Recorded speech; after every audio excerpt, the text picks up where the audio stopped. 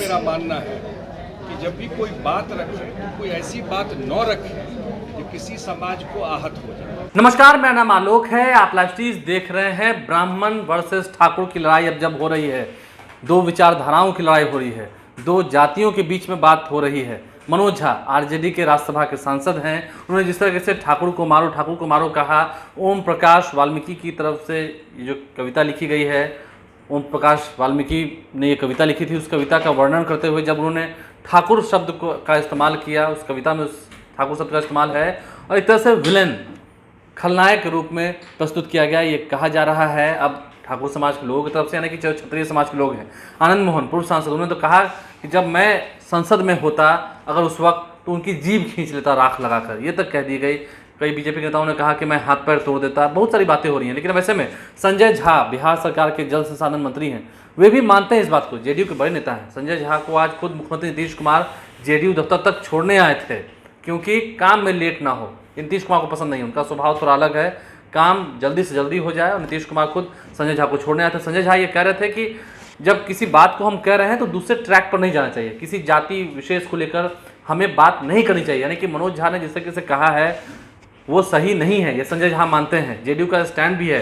क्या कुछ संजय झा कह रहे थे, जरा सुनिए। एक हिंदू विवाद चल रहा है क्योंकि आप भी बाई कास्ट ब्राह्मण हैं, अब ब्राह्मण वर्सेस ठाकुर बिहार में हो रहा है, कैसे देखते हैं? जिस तरह से मनोज झा का भाषण आपने सुना होगा पार्लियामेंट में। देखिए, मैं इस पर ज़्यादा टिप्पणी नहीं करना चाहता, लेकिन दो बात जरूर बताना चाहता हूँ। जो हमारे नेता हैं नीतीश कुमार जी, वो हर एक जात धर्म का सम्मान करते हैं।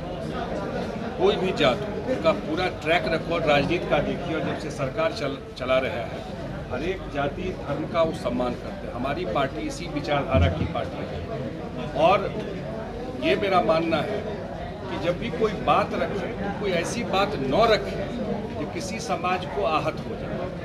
ये ध्यान तो जरूर रखना चाहिए। हम कोई ऐसी बात नहीं रखें जिससे लगे कि उनका स्पष्टीकरण भी आ गया है, या उनका जो हमने देखा है स्पीच जो पहले वो उस पर बात रख रहे थे वो बात भी आ गई है।